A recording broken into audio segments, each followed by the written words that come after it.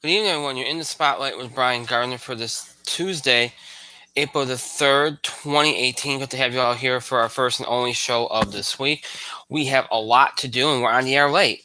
So let's get moving here, as always, by starting off the show by reminding you all of the ways which you can interact and contribute to our show. Have your voice heard by emailing us at itspotlight411 at gmail.com. You can also follow us and tweet us at itspotlight411. Please remember to use the hashtag itspotlight411 for anything you tweet at us or regarding our show. And as always, you can find us on Facebook. Just search In the Spotlight 411 on Facebook, and make sure that you like our fan page once you're on it or once you find it, and then you can interact with us and all that cool stuff. All right, so again, we have a lot to do tonight. Our only show of the week. We have to talk about the Final Four. Last night's championship game, which was pretty anticlimactic, so not a lot to go on there, but we'll talk about it and kind of look ahead to next season. And my wife wants me to mention that she won our bracket challenge, very full of herself. Of course, I won our own In the Spotlight bracket challenge between me and our co-host Mike and our other co-host Justin, or who guest co-host, maybe guest contributor, whatever you want to call him. We'll talk more about that later. We'll go into that quickly. Most of our show is going to be a WrestleMania preview because we have a lot to go on with matches there. Usually we wouldn't do all this in one show, but I don't feel like we have enough for two shows, but I think we have too much for one. Kind of like the in-between thing. So, that's kind of what it is. It's kind of like the in-between thing. We do the best we can. Basically, we're going to do tonight. So we got to do, again, we got the Final Four stuff, wrap up the college basketball season, look ahead to next season. Again, WrestleMania preview, we'll go over the matches, make predictions. Now, I didn't ask you, normally I ask you all ahead of time. I'm like, hey, if you'd like to, you can,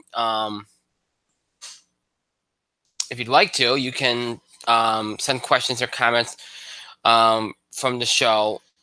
Questions or comments from wrestling related into the show ahead of time when we do a wrestling show. We're not doing just a wrestling show. We're not just doing a wrestling show. But even when we don't, I usually say you can send questions or comments in. I did not do that. But if you have questions or comments and you'd like to submit them, you can still do that tonight during the show here tonight. So if you want to do that, please feel free to do that. That's up to you. We won't have time to do many of them, but if you want to send them in, go ahead. Ignore the echo, please. There you go. All right, sorry, I just had to get something from our channel here. If you want to submit questions or comments during the show, you may do so. And we'll touch on a few of them, the ones that I think are most pertinent. And then we'll try to do some more later on down the line when we have more time. When we actually do more, like when we get into more of the not brand because they don't do those anymore, but when we get into like the nights where we just do wrestling, we can go into more of that. So we'll do that, and then we'll do a box office beat, and that's gonna be it. I might touch on the Masters real quick just to kind of set the stage for it. But that'll be about it as far as content goes tonight. We won't do the TV picks a week. We'll put those off till next week. We just don't have the time. Also, baseball. We will do a baseball preview. We'll probably do it next week. Again, just don't have the time. And plus, again, I like to wait till a couple weeks in when we do sports stuff like that, like previews like that. It just helps. So we'll do that. Like we've been doing all the sports. We'll just wait a week or so into the season, and then we'll have more to go on doing it that way. So yeah, that's what we're gonna do tonight. Again, a lot to get to. We're going to start with the. Hang on a second here. Well, we'll start. I'll start quick with the box office. I was going to start with the Final Four, but my co-host isn't on yet. I'm sure he's going to want to talk about his Villanova Wildcats again. So we'll have to listen to him wax poetic about that for about a half hour. But anyway, let's start with the box office. I'm going to be very quick here. Not because I'm trying to skate by here, but because again, time is an issue for us here tonight. So Easter is an interesting animal when it comes to the box office because it's one of those things where some weeks can be really, really good. So some Easters can be really, really good, and some Easters can be really, really bad.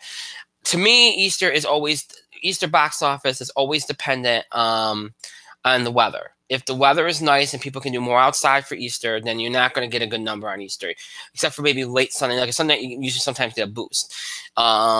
if the weather is not good, like Easter might be in March or early April, like it was this year, and the weather's not so great, and it might be more cold, then you might get a nice Easter box office. And generally speaking, it wasn't a bad Easter box office at all.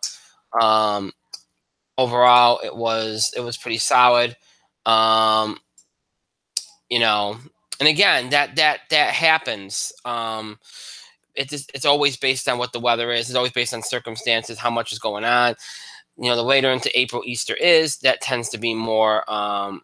You know, that tends to be more in line with what we, you know, it tends to determine what how good the box office is and whatnot. So that's what happens when I try to post the social media links while I'm trying to talk. Always in a hurry, am I? Okay, so yeah, so it's always an interesting thing to see, you know, how the weather implicates things and how the timing implicates impacts things, I should say. So it's times like this, folks, I miss Jeff Tech, seriously, when he used to do this stuff. All right, so as you look at the numbers, and look, when we get into these holidays, when people have off, like a lot of people might have Thursday off, a lot of people might have Friday off, some people have Monday off. When you get into these holidays, what happens is some of these movies that have been out for a few weeks might get boosts because people might finally have a chance to see them. They might have more time to see them. So, you know, you might see those movies get boosts too. Don't think just because the movie has been out for a month that it can't have a good box office here, because it can. You know, people tend to associate that with holidays, like Christmas and Thanksgiving. Oh, well, that's when these movies that have been out for a few weeks get a nice boost. No, they get them on Easter too. Easter's just right up there with those. You know, Easter is right up there with those holidays in terms of like getting a boost for some movies that have been out. So, and I think you saw that this weekend in terms of how things landed here. So let's look at these numbers here as I try to pull them up. That's why I'm kind of stalling. I'm trying to pull them up and it's not working. Okay, here we go. Now it's working. See, that's why I'm stumbling on myself, because nothing wants to work tonight. Okay. All right. So look, the box office needed a savior. It finally got one for the first time since Black Panther. You had a movie that did extremely well over the four. Now you can do 3-day numbers or 4-day numbers because this is a holiday weekend. We'll look at both. Actually, we'll look at the 3-day, but 4 days people are going to come to. But 3 days we'll look at primarily. Ready Player One did 41.7 million over the 3 days, over 50 million over the 4. Tremendous number, a number much needed. Now, did Easter help it? Probably did, but still, the box office needed this in the worst way. Ever since Black Panther, everything has just kind of been underperforming. They needed this, they got it, and the hope is that Ready Player One can carry things through at the beginning of April. Until Avengers comes out, which I think it can. Maybe Dwayne Johnson's Rampage, and maybe Blockers can do that too. But it's a good start to the month of April after a March that disappointed, other than Black Panther carrying things. So very good start for Ready Player One. You know, they hyped it around with they hyped it using Spielberg, and it worked. Made 127.5 million overseas. It's already up to 186.4 million, so it's well on its way to being a hit. Other than that, there was really not much else going on. Thanks for Ready Player One didn't need to have that much going on. Tyler Perry's Acrimony pulled in 17.1 million, which isn't too bad. Black Panther continued to do extremely well, dropping from second to third, 11.4 million, a 32% drop off. Film continues to do extremely well. Right now, it's up to $1.2 billion, continuing to go up the ranks here. The all-time box office. I Can Only Imagine dropped from third to fourth, 10.4 million, a 23% drop off, which again, with Easter weekend and families, you didn't think it would drop off much, and it didn't. Pacific Rim Uprising dropped a whopping 66% to 9.3 million from first to fifth place. So that movie, look, domestically, we talked about last week, it's going to be a struggle. It's overseas is where it's going to make its hay. It's up to 185 million over there, 232.1 million total on a $150 million budget. So it's going to be okay because of overseas, international markets saving it yet again. But domestically, it's never going to do well here. It's just not. Sherlock Gnomes dropped from 4 to 6, 7 million, 34% drop off there, as that movie continues to struggle. Tomb Raider drops from 5th to 7th, with a little under 5 million, 4.9 to be exact, 51% drop off in its third week. That one has been quite the disappointment, as we talked about, along with a lot of movies in March. A couple other the Easter kind of Christian films that have been released. Paul Apostle Christ did pretty well in its second weekend, 3.4 million. God's Not Dead: A Light in Darkness in its first weekend made 2.6 million. It's giving its theater count is pretty solid. And outside of that, nothing else to note. But again, with Ready Player One doing what it did, and some of the holdovers like Black Panther, I can only imagine, doing what they did, it held up the box office with Easter, and helped things out a little bit. And again, I don't care what the weather is. The first part of the weekend of Easter is difficult because you got people running around trying to get things done. You got that to compete with, and then on Easter Sunday itself, during the day, people are out with family and stuff. It's really at night when people are going to see me. So you do lose a lot of Sunday. So, most of the weekend you're spent competing with what people have to do to get things done and preparing on the other events. And then on Sunday, you're competing with the holiday events. And really the only time you hook people is Sunday night, assuming they have Monday off. And if they don't, then you don't. So that's why Easter weekend can be difficult. And if the weather is nice, it makes it even more difficult. So, but ultimately it ends up being a fairly decent Easter weekend, despite, some of the disappointments of March. Ready Player One saves the holiday and it gets April off to a good start as we transition firmly into April. And this weekend, you have 4 new releases, 2 of which are major and 2 are a little bit more of the minor kind. The biggest release is A Quiet Place, a horror thriller from Paramount, opening in 3,490 theaters. Probably seen this movie promoted for quite a long time. Again, PG-13 horror thriller. I can't believe it's PG-13. Only a $17 million budget, so it doesn't have to make much. John Krasinski stars and directs this film, so good for him. And you got Emily Blunt in this as well. There's been some excitement around this movie. People think it could actually do okay, so we'll see if it can with the PG-13 rating. You all know how I feel about that as a horror fan. Not too crazy about it, but it should do okay. I would think it should do okay because of how many theaters in, because of the PG-13 rating makes it more accessible. Then you have Blockers, a comedy from Universal, opening in 3,300 theaters. It's already made $5 million overseas, starring John Cena and Leslie Mann. Seth Rogen and his people are on the production side. R-rated, $21 million budget, doesn't need much. I think it'll do well. It's been well promoted. A lot of people are looking forward to it, so I expect it'll do reasonably well this weekend. Will take number 1? I don't know, but it should easily get number 2 this weekend. And then you have The Miracle Season, a drama from Mir LD, opening in 1,700 theaters, starring Helen Hunt and William Hurt. It's a sports drama movie. I've seen some promotion for it, but don't expect much from it. Maybe $5 million if it's lucky. And then Chappaquiddick, a thriller from Entertainment Studios, opening in 1,550 theaters, PG-13, starring Jason Clarke, Kate Mara, Ed Helms, and Bruce Dern, PG-13. This film ties in with the Kennedys, talks about the history of the Kennedys, and I think it's about, I could be completely wrong about this, so I'm trying to look up what this, I saw an interview about this at Helms, and I got it. This, so I don't get this wrong because I don't want to misrepresent the film. It focuses on the incident on July 18, 1969, where Senator Ted Kennedy drove his car off a bridge on Massachusetts' Chappaquiddick Island. So that's what the film is about. So you'll get some eyes. It'll get some attention. I don't expect a lot from it. Again, maybe 4 or 5 million with the theater count it has. But other than that, but again, it'll get seen. And those are your movies for this weekend. So as I see it, again, I think number 1, I could see Ready Player One will hang on to number 1, maybe like 20, 22 million. Blockers, I'll go number 2. If it wasn't R-rated, I think it might go higher. But number 2, Blockers, maybe 17, 18 million. Quiet Place, third, 14, 15 million. I think they'll be close between those 2 movies. And then I think Tyler Perry's Acrimony around maybe 10. Black Panther around 8 or 9. I can only imagine around 7. Pacific Rim around 7. Sherlock Gnomes should drop right around 5, 5.5. And then I think Chappaquiddick and A Miracle Season will be right around 5, maybe between 3.5 and 5 million. And that's how I see this weekend's box office going. I see that Mike has been on the air for a little bit. I just want to get this in a hurry because I was stumbling over myself early on here as I was trying to get too many things done at once. So I'm trying to make up for some time there. Mike, you're in the spotlight. I'm watching the Mixed Match Challenge final, so Cool on you. yeah. You wanna No, Brian. No, Brian. Cool on me. That's right. Do you want to throw any box office thoughts before I move on? I thought we went over this last night that I do not have any thoughts on this, so No, fair enough. I would just throw it out there. Might change your mind.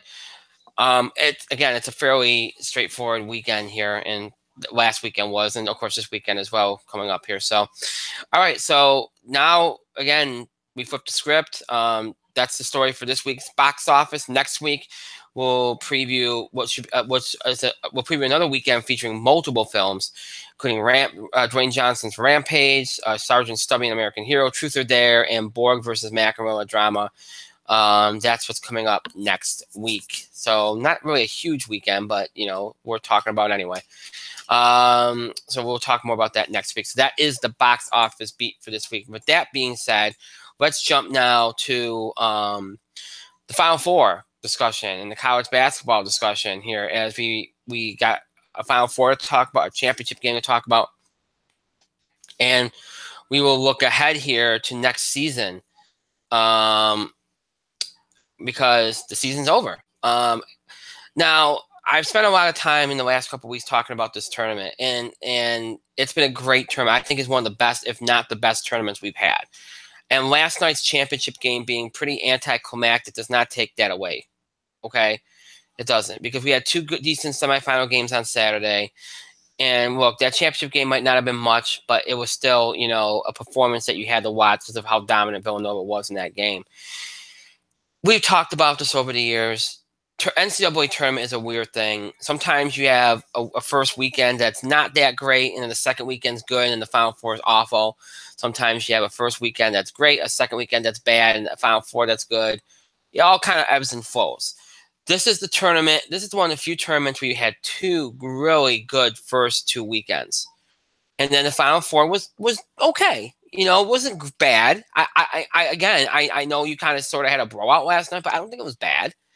I thought it was a solid Final Four. I think what hurts the men's Final Four is how great the women's Final Four was, which I'll talk about briefly in a few moments. But I think that hurts it because of how good that was. And I also think, when you take into account what happened in the first two weekends, that first weekend spoiled you. You had the historic 16 over 1. You had all these other upsets. You lost another 1 seed in Xavier. You had 2 seeds going down left. It was crazy what was going on that first weekend, even that second weekend. Great games, great matchups, upsets, Cinderella's, Loyola's story. And I do think, too, so many people put the onus of this term and how it would climax, okay? Because this was a tournament of surprises, of unpredictability, of drama, of compelling. And I think for a lot of people, this tournament was going to be made or broken on Loyola. That was the one thing left from that first weekend, that one compelling narrative from that first weekend that was left in this Final Four. Because Michigan, again, fairly conventional team, blue blood kind of program, okay? Kansas, again, fairly conventional blue blood team, Final Four. Villanova's been there.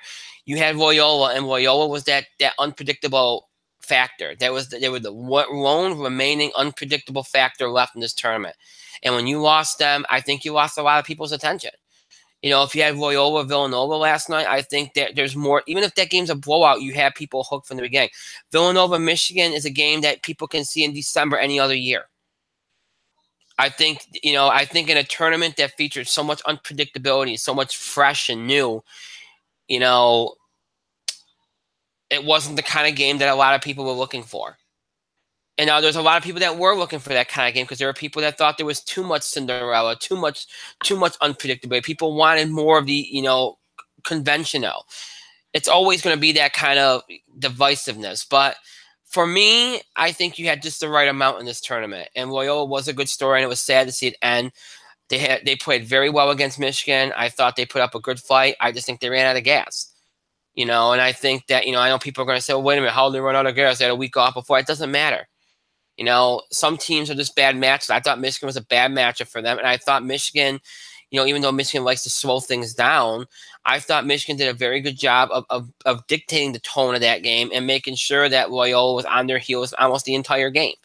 And it kind of looked winded at the end of that game, not because they, it's not because of the games they played prior, because within that game, Michigan kind of drained them a little bit. It was a very physically draining game for Loyola. Wagner especially put a battle on them the entire game. Loyola was a beautiful story. It was a wonderful, wonderful, wonderful story. And, again, you give them a lot of credit. They had a great season. And that was a great basketball game. And again, it was well played. In Michigan, they have a great, they're very efficient, great 3-point defense, perimeter defense. That they're very skilled at that, and they did a great job with that. So, yeah, I thought they did.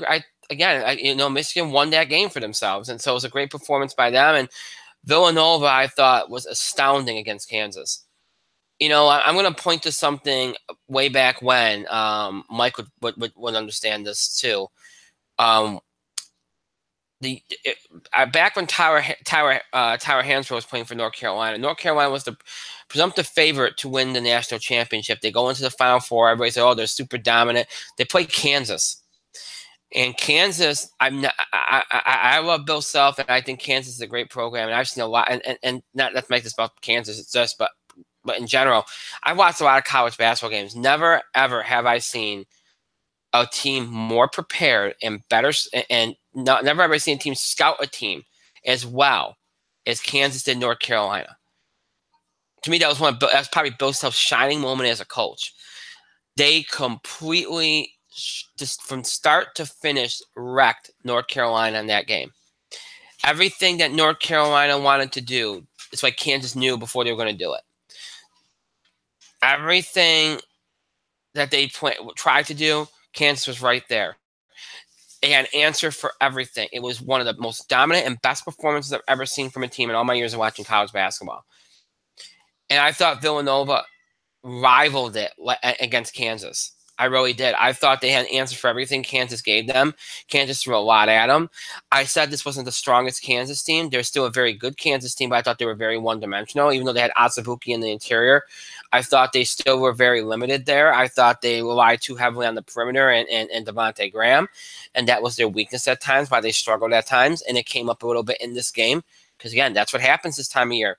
Your weaknesses are exposed. They were exposed in this game. The bottom line is this. Villanova can throw so much at you. And you saw that last night in the championship game. They can throw so much at you. And that's ultimately what you're going to remember this for. So that's why Kansas couldn't keep up with them. Villanova game plan well. They knew what they were going to throw at them defensively. They worked around it. They took what the defense gave them. And then offensively, and then Villanova defensively knew what Kansas was going to do. They knew what they wanted to do, what they do game in and game out, and they shut them down. And that's really, it was just a strong game plan. And just a great, great performance. And you saw that last night, too, if you watch the game back.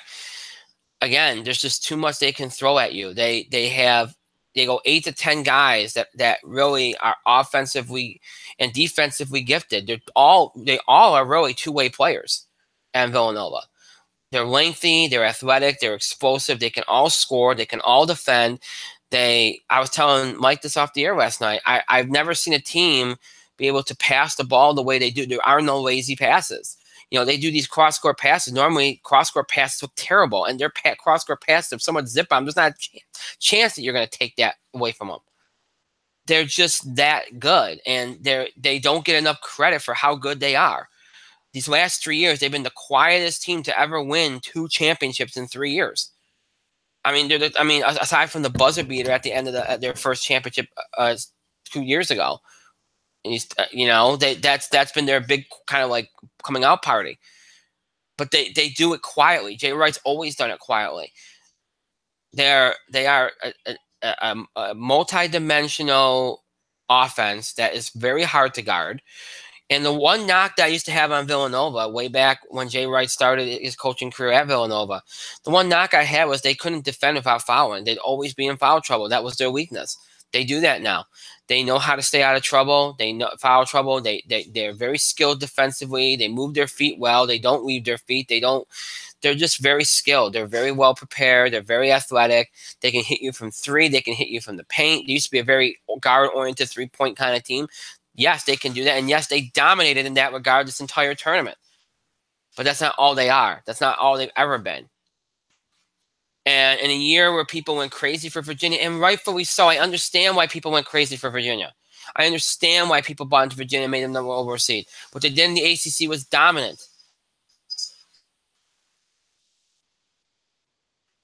But ultimately, Villanova, from start to finish, was the best team this year. They were the best team last year. And they just got upset last year. This year, that wasn't going to happen. They were much stronger. They were more capable. This was a team that, in my mind, was the best team from start to finish. And they showed that in this tournament by winning all their tournament games by 10 or more points, which you know that Jordan puts them in elite company. And they're going to be back next year. They built a system that works.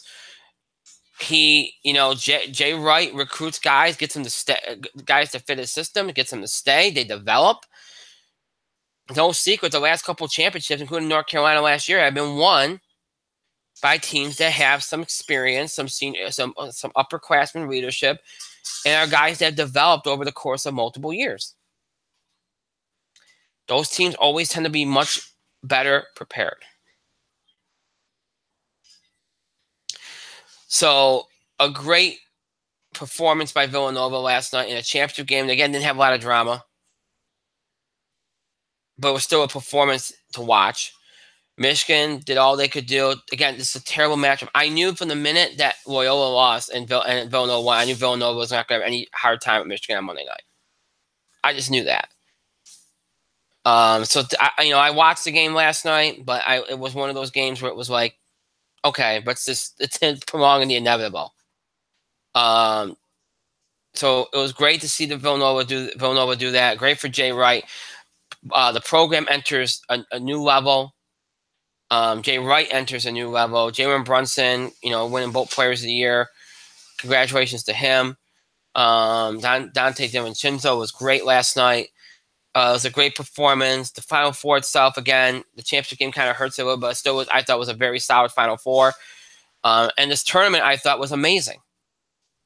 And we talked about the moments, and I thought this tournament was amazing. Yes, the officiating, but every year the officiating is what it is. And this tournament was needed because this season wasn't exactly great. With all the scandals, with all the stuff off the court, with some of the up and down performances of some teams. It was a weird season.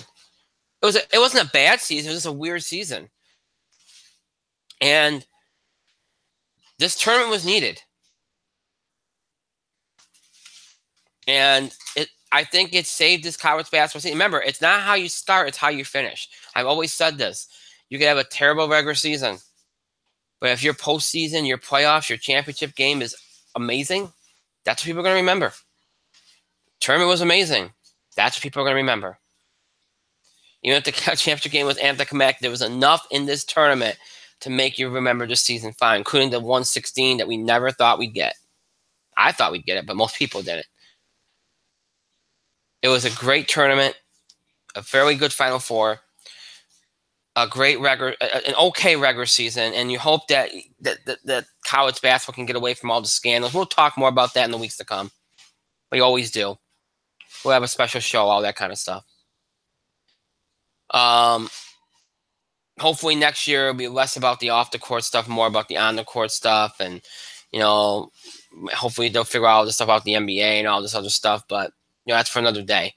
But hopefully they'll get it fixed up, and next season, the usual suspects will be in play: Duke, Villanova, Kansas, Kentucky, North Carolina, Virginia.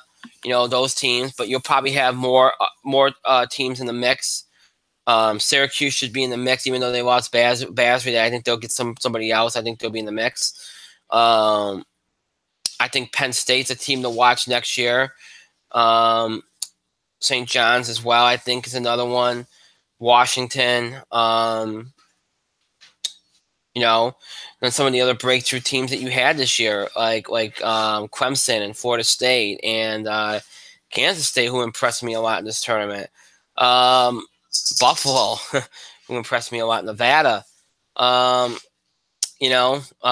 Michigan will be back in the mix, no doubt. Rhode Island, I thought had a great year. Florida, we'll see how they respond. Houston, who I thought was underrated this year. Those teams. Chris Mack goes to Louisville. Chris Mack from Xavier goes to Louisville. That should be interesting for next year. There's just a few of the teams that I think are, worth watching or keep an eye on, and we'll see what happens in this offseason. Obviously, there'll be storylines. We'll talk more about the scandals, all the off-the-court stuff, and all that fun stuff we'll talk about over the course of the next few months in the offseason. Again, we'll do a show like we always do and talk about all those things. So you kind of wrap the season up, and that's where you look ahead and you see what and again, you don't know how somebody's right now. You can name some of these teams like I just did, but then if they lose too many players or things change, then they might not be teams to watch next year. So much can change between now and September, October. So as far as the brackets, I don't know if I mentioned this last week. As far as my bracket goes, I finish it off. Let's see, we did 20 out of 32. 6 out of 16, 2 out of 8, 1 out of 4, 1 out of 2. Of course, I had Villanova as champion. So that's how I did my bracket that I picked on this show. It's not bad. I won the bracket challenge between these guys, so that's great. So fairly good tournament for me. Good tournament for me. Now I have to give Mike some time here. Because I said my piece on the college basketball season on this tournament. I try to keep it brief. But I have to give Mike some time here because, once again, his Villanova Wildcats are on the top of the heap, have won the championship. So, Mike, this is your time. Go on about your Villanova Wildcats. Tried to keep it brief my ass. Oh, shut up. The 2-hour shit that I took earlier was shorter than that rant that you just had. So you know what, Brian? Shish. So you know what? Just reporting that The Miz and Asuka did in fact beat Bobby Roode and Charlotte in the final for the Mixed Match Challenge. And I am disappointed because they didn't have a trophy. Miz and Asuka should have gotten a fucking trophy, like a Mixed Match Challenge kind of trophy. They probably built a fabulous Moolah statue, more than likely, for that abandoned Battle Royal. But they couldn't give Miz and Asuka a Mixed Match Challenge trophy. I claim shenanigans. Although we'll probably talk about that once I'm done talking about college basketball. Because real quick, that was a very good match.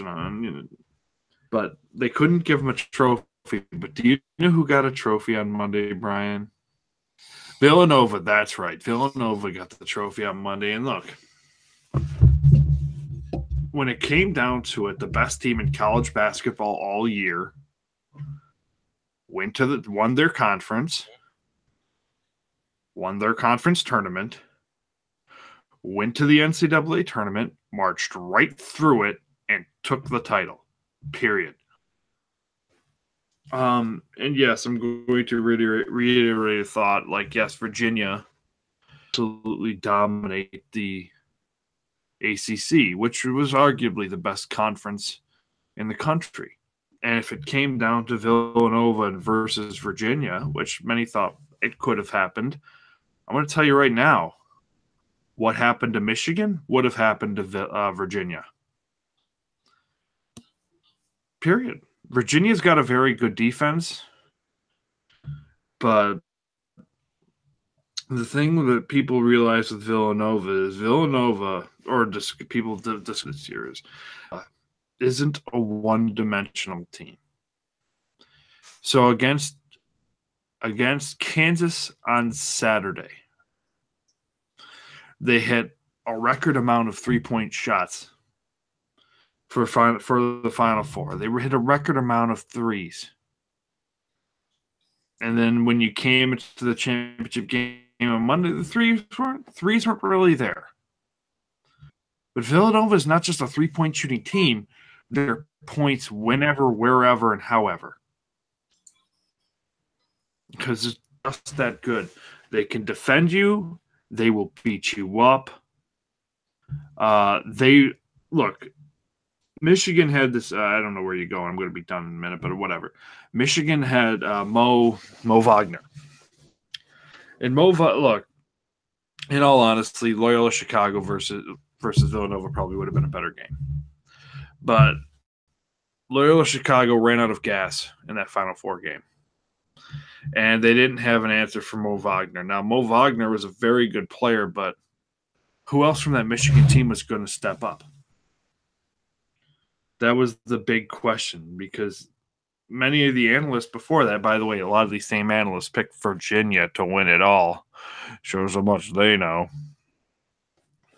It's like it couldn't have just been Mo Wagner against Villanova. Wagner needed a career day, and somebody else needed to step up. And for Michigan, nobody stepped up. And not only that, Wagner was kept in check. Wagner was fought for every rebound. Wagner was fought for every possession. Every time Wagner touched the ball, he had at least one or two Villanova guys on him. He was boxed out. He couldn't get anything going. And Michigan couldn't either. And Wagner wasn't even the top scorer. It was Rockman. Rockman had 23, but the fact is he was overshadowed because everybody was talking about Wagner. But Rockman for Michigan had a fantastic game. 23 points, but only one rebound. Wasn't Simpson either for Michigan. 10 points. Nobody else showed up, really. Meanwhile, Nova, Bridges, DiFrancesco, I can't even say his name right tonight. I'm sorry. Dante DiFrancesco had just this amazing game. Nova was kind of struggling to get their offense going. DiFrancesco comes out, hits a couple of amazing threes, and all of a sudden Villanova's offense gets going. They're off to the races, and they're untouchable. Mikal Bridges had 19. Brunson had 9. Spellman had 8.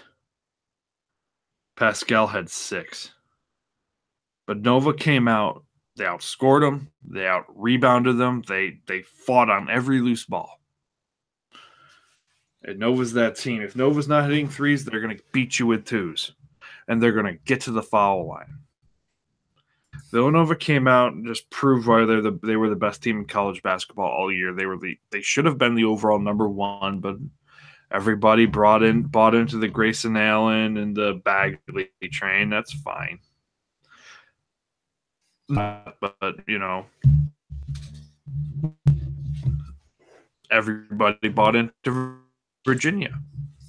And then when it came time to the tournament, everybody bought into Michigan State because they had a little bit bought into Michigan. And Michigan, while they were very good, they're a 2-person team. And I know all the hype went to Wagner, but let's face it, Rockman was the star of that team. I don't hear anybody saying, but that's not entirely untrue.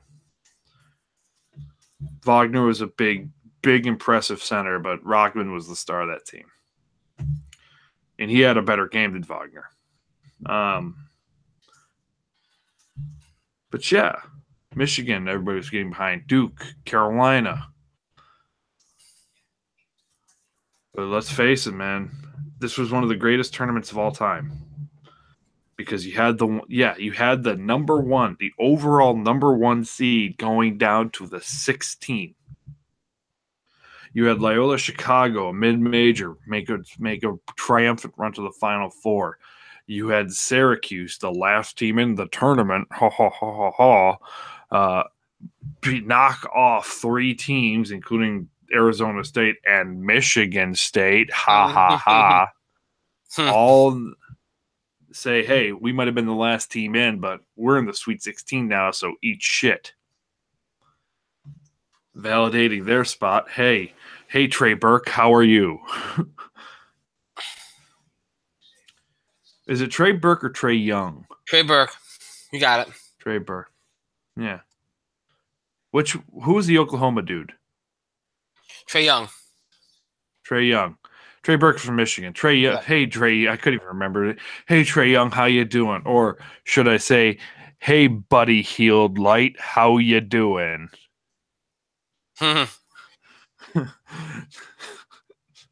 Buddy Hield was a great player, wasn't he, Brian? Buddy Hield was so much better than Trey Young. It's where we shouldn't be comparing these two, but yes, he was. Just saying. But I digress. And you know what they mentioned during the press conference when Villanova was prepping for Oklahoma? DiFrancesco actually was Villanova's stand-in for Buddy Hield. Right. Yeah. Yep. Could you tell? Dude was 27-foot jumpers. He was hitting all these long threes, and you have to respect the distance. And then he kind of destroyed you from inside. There's nothing DiFrancesco did that Michigan could stop. So Villanova, the most dominant team in the tournament, they were the best team all year, with one of the best coaches in college basketball. And yes, Jay Wright is building an elite program. He already built an elite program. Let me say that, but he's entered. But yes, I agree with you. He has entered rarefied air here, and Villanova is just going to continue to improve. I mean, there's some of the keys to their success they even mentioned, they hinted at, was that the older players mentor the younger players. So when the younger players there get their moment, they're ready. That's what Archie and his group did. Archie and Jenkins did for this group. And that's what this group is going to do for the next group. So Villanova is going to be a very good team for a long time. And they were the best team this year. And they beat every team they played by double digits. And then they could have beaten every other team they played by double digits. Right. So that's just it. When the best team, it doesn't often happen in college basketball. Because the tournament is a fickle mistress. You could say, oh, well, so-and-so was the best team this year. Like, oh, you could say, oh, Virginia was the best team this year. Or you could say, I don't know. You could say Duke was the best team this year, or Arizona, or whomever. And you could say that every other year. But this year, Villanova was the best team in college basketball. They were the best team during non-conference. They were best team in the conference. And then they proved it. They beat every team by more than 10. And they won the national championship. And it's like what Paul Heyman said, because I'm going to transition right to wrestling. It's what Paul Heyman said. It's not a prediction when the best team wins it all. No. It's a spoiler. Yeah. It's a spoiler. That's a very good transition. So we will transition from college basketball as we wrap that up to WrestleMania.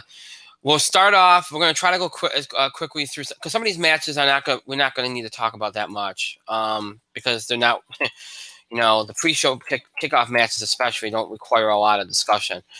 So we'll try to go through them as quickly as possible, make predictions, all that kind of stuff, and then try to get a couple questions in before the end of the show. So let's start off with the matches that apparently have been confirmed for the kickoff show, which I'm glad they did that, because then people don't expect something, and then usually they wait to the the show, and then they kind of do it. But I'm glad that they did this so that you know what to expect and everything. So we got 3 kickoff shows. We got the Cruiserweight kickoff show match. I said Cruiserweight matches, Andre the Giant Memorial Battle Royal, and the new women's Battle Royal. Let's talk about the Battle Royals first because there's not much we can say about them because there's too many people in them.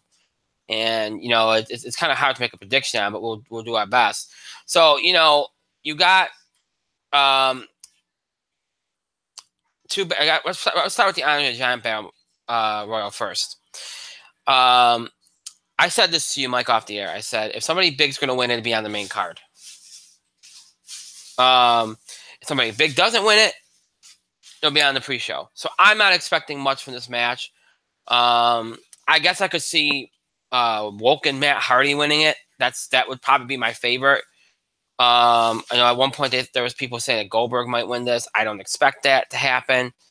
Now, with it being on the pre-show, I think it could be Matt Hardy that wins it. It could be somebody incredibly random like Baron Corbin or Baron Corbin already won it.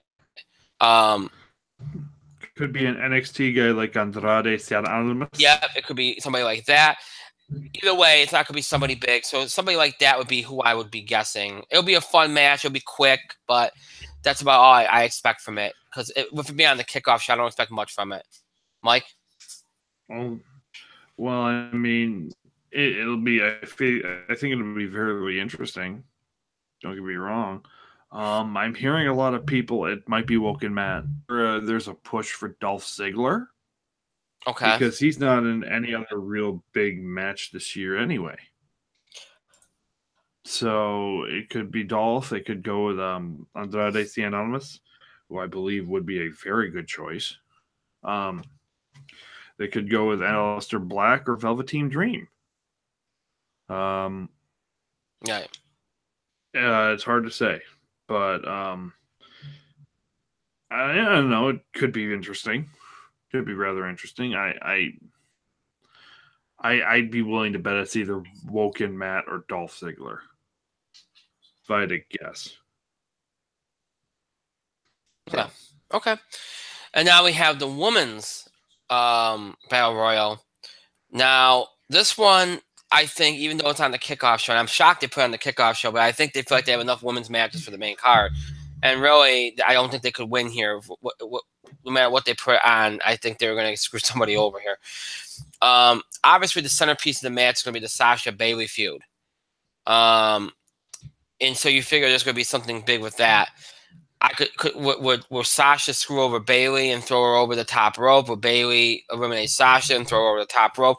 It could be one of those women, or they could do something completely random and have a Bella win it, which is my other guess. Either Brie or Nikki winning it. Because they always like to stick them in these first ever women's match, like they did at the Rumble. So my guess is either a Bella wins it or either Sasha or Bayley to further their feud. That's what I see happening. I'm being quick about it because I think there'll be a quick match. I just think it'll be about Sasha and Bayley, and if Bella wins, it'll be about them. I don't see it being about anybody else. One of those 4. So, Mike? I think it would be an absolute waste to put it on a Bella. No offense. It's just there's no point. I think a lot of it is going to be the Sasha and Bayley thing. Although I believe there is a bit of a push amongst the fans to get Becky Lynch to win here because what else is Becky Lynch doing? She's very popular. There might be an internal push to get one of the NXT women. So it could be somebody like Ember Moon or Kairi Sane or Shania Baszler. So there are other options other than the Bella option. I do think Bayley will actually have to get one over on Sasha here. Mm-hmm. I think that has to happen. Bayley has to get one over on Sasha. But it could be Becky. It could be Bayley.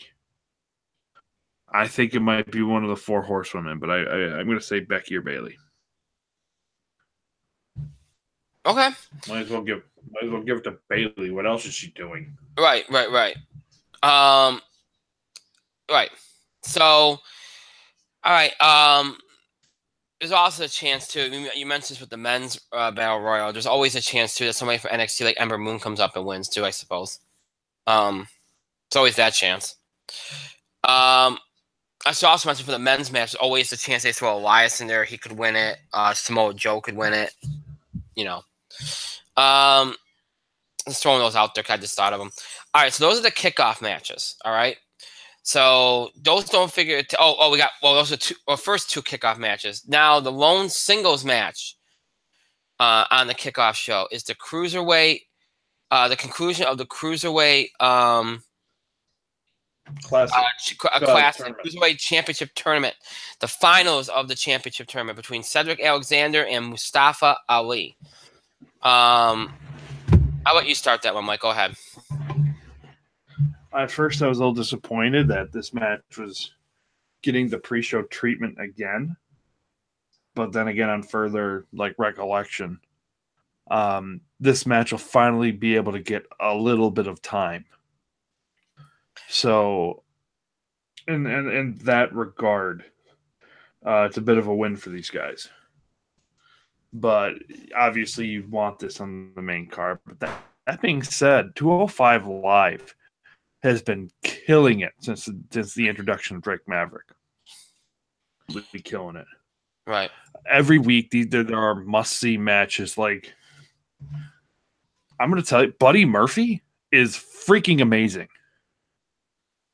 Like, you wouldn't have thought when we saw Wesley and Murphy and Blake, or Blake and Murphy back in NXT, it's like, oh, God, these guys, can't they just have Enzo and Cass win? Yeah, that's a hot take that didn't pan out, now did it? But anyways. Buddy Murphy has had a bit of a resurgence in the cruiserweight division. Like, his match with Mustafa Ali was one of the best matches, one of the most underrated matches this year. They have been having fantastic matches on 205 Live since the Drake Maverick era. And I feel that this match is going to be no different. This match is not going to be any different. Cedric's great. Cedric at this point has been the guy they've had pinned to be the cruiserweight champion since forever. But Mustafa Ali has come along. And it's getting to the point where Mustafa Ali is actually getting the more favorable crowd reactions. The crowd, you actually hear people chant Ali, Ali, Ali when he's wrestling. And Mustafa Ali has got this very impressive moveset, the 054. It's an inverted 450. However, an 054 is also a police code.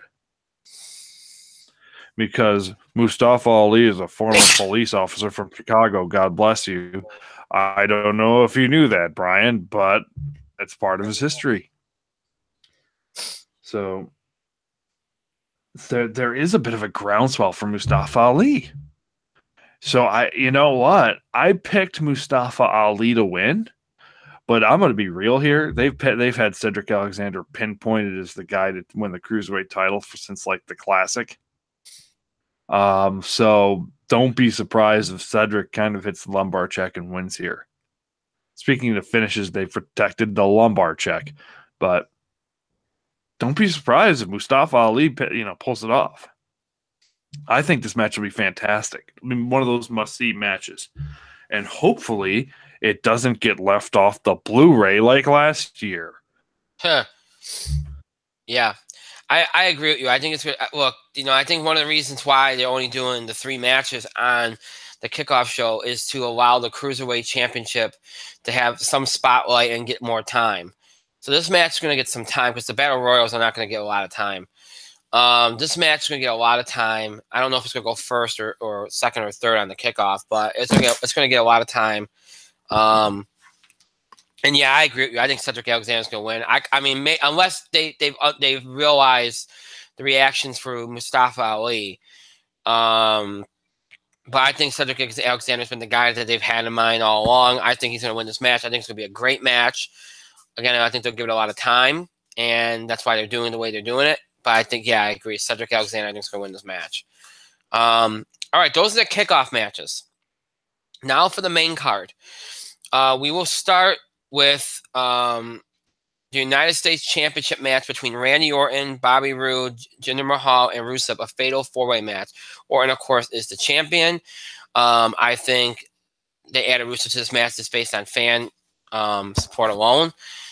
My feeling is that this was supposed to be Bobby Roode's big crowning moment. I still think it probably will be, but I think it's very much. I think it's a little bit more doubtful than it might have been 2 weeks ago because Rusev has. We all know the fan support behind Rusev. I could see them giving it to Rusev here just to appease the crowd. I think that's why they put him in the match in the first place. And realistically, I mean, I mean, again, I know you might give him the rub because of the fan support, but would you really just stick? I mean, you could have just put him in the Andre the Giant Battle Royal and had him win that if you wanted to give him a moment. They didn't have to put him in the U.S. Championship match. I mean, if you're putting Rusev in that match, it almost seems like you're going to have him win because Rude's already held the U.S. Championship. So maybe that's the reason. Maybe, I mean, I know Rusev has too, but Rusev has the fan support, maybe more so even Rude right now. So maybe Rusev wins this match. In fact, that's what I'll pick. I'll pick Rusev to win this match. I think it'll be Rusev or Rude. I'll go with Rusev just because I don't know why else they would add him to this match. I think it'll be a fun match. I don't think it'll get a lot of time because there's other matches that require time, including the Intercontinental Championship match. But yeah, I think I'll go with Rusev for this. I think it'll be I think Rusev. I'll pick Rusev. Mike. Yeah. I don't know why else you would not have Rusev in this match. I mean, going all along, I thought this was just gonna be a singles match between Bobby Roode and Randy Orton. Right. You had to have Jinder Mahal after Jinder Mahal's amazing year. Well, okay, you had a Jinder, and okay, now you added Rusev because Rusev Day is it's the top seller. It's one of the most popular chants. Rusev Day is huge. Right. So you kind of have to go with Rusev Day. And why wouldn't you? why wouldn't you?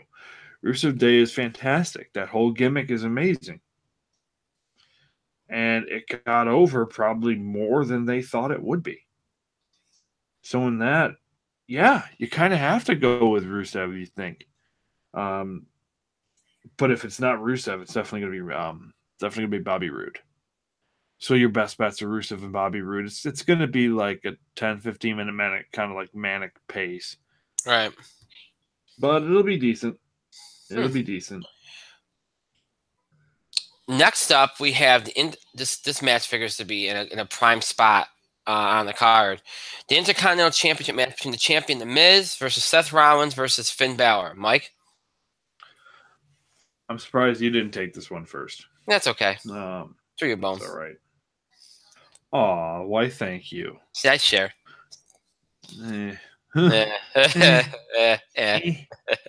Anyways, this match it'll probably be later in the night because there's going to be some major entrances here. Especially with Miz looks to be getting one of the big WrestleMania entrances. He'll be getting at least something. You would think Finn Balor and Seth Rollins will get a big entrance too. Especially Seth, especially Finn.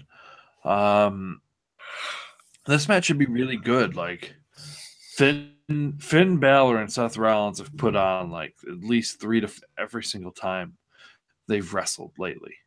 And Miz is just very good at what he does. And you could kind of input Miz to any of these like triple threats or fatal four ways, and he carries a lot of it.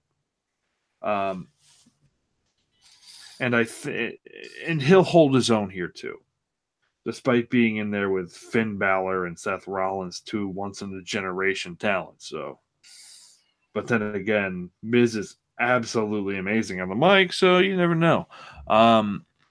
Anyways, the match should be very good. You would think there's not going to be an awful lot of titles being retained at WrestleMania. This is one of those matches where there could be a retention.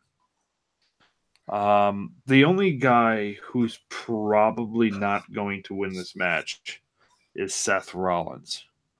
because a lot of the rumors and the scuttlebutt kind of have him pegged as a challenger for the Universal Champion post WrestleMania. Mm-hmm. And Rollins is a guy you can easily transition to that point anyway. And you know what? And that will bring you down to Finn Balor and Miz. They might want to reward Miz for everything he's done lately. And not only that, I mean, more than he's been. He and Asuka just won $100,000 to Rescue Dogs Rock. And let's be honest, I don't know if that was Asuka's pick. that had, I feel like that had more to do with the Miz than it did Asuka. And I feel like they just wanted to give Miz the win because Miz is going to be pimping that mixed match challenge win. Mm-hmm. If anybody's going to make the tournament important, it's going to be the Miz. So, and he did in his post match promo. He did, but I digress. The more I talk, I feel like the Miz is going to retain here. But it's like a 51-48 chance, with the 48 being Finn Balor. That leaves 1% for Seth Rollins. So yeah, I'm going to predict the Miz. But don't be surprised if the Balor Club kind of wins one here. You're 100% right that Rollins is pretty much the only person you can't see winning this match. They've gone out of their way to make him strong going into this anyway. So it's the Miz or Balor. I'll pick Finn right now because I think that, even though I could see him rewarding the Miz, I also could see them saying, it's time to move the Miz on to something else because he's been kind of in the IC championship picture for how long? Even though he's kind of made it his kind of championship to keep going after. So I'll go with Finn Balor. But you're right. The Miz could easily retain. This is the one match you could see a title stay put, basically. This will get a lot of time. It'll be this match has potential to steal the show. It'll get a lot of time. I'll pick Finn Balor to win this match. Although again, the Miz retaining is a huge possibility here. Next up, we have SmackDown Tag Team Champions, the Usos versus the New Day versus the Bludgeon Brothers in a triple threat match. This is a match that people thought might end up on the pre-show, and thankfully it didn't because it kind of ruins the Usos' whole point about always ending up on the pre-show. So it kind of fits the story that they didn't. Well, some people thought it could have fit the story if they did. Honestly, I think my feeling here is that the Bludgeon Brothers are probably just here to take the pin. I know that they've made them look strong, and I know that they're shown to have some investment in them. Unfortunately, I think that was only so they could further extend this Uso New Day thing even more. I thought they'd culminated at WrestleMania, but apparently they might keep this going. So I think the New Day are going to win this match and have a little bit of a coronation moment here. And I think it'll be a fun match, lots of spots, cool stuff. I don't think it'll get as much time as it would normally get on a pay-per-view, but I think it'll get enough time to matter. But I like the New Day here to win this match and once again grab hold of the SmackDown Tag Team Championships. Mike? I think you're right that the Bludgeon Brothers were added because they're probably going to eat the pin. Or let me just say, Eric Rowan is going to eat the pin. Poor Rowan. Does not have the best WrestleMania record. But yeah, it made the main card. Which is good. This is the other match, I think, on the card where you might see a title retention. Oh, okay. Because the Usos kept the title despite all odds. At this point, they should have lost these titles about 3 times now. I think it's more likely that the New Day is going to win the titles here. But that's that's 60-40, and with a 0% chance of Bludgeon Brothers. So it'll be a good match. It'll be quick. It won't get a bunch of time. You're right. It'll be a quick match. It should be rather entertaining. The feud will continue. I do believe I think the New Day is going to win, but if a title is going to be retained, this could be the other match it happens in. I could see that. So I can definitely see the Usos taking it. Well, And they would then move like the Revival over from Raw or something to challenge the Usos then. Possibility. Things to make you go, About the only thing you can't see is the Bludgeon Brothers winning. Yeah, I'm not even going to give them a 1% chance like I did Seth Rollins. No. So I'm going to say the New Day wins, but the Usos are a close second. All right.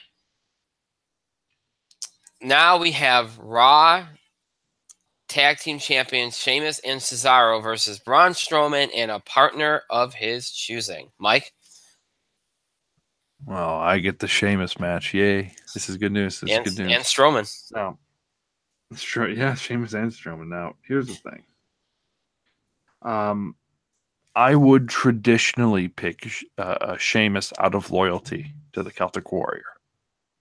And Cesaro, and let's face it, he and Cesaro have probably been the MVPs of the tag team division as a whole.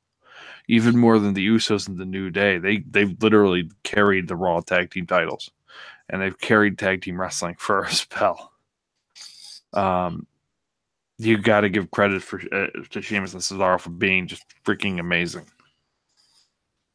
And it's too bad they didn't have. I mean, this is going to be one of the big matches on Mania. But it's too bad they couldn't do more or couldn't give Sheamus and Cesaro like an actual like tag team match.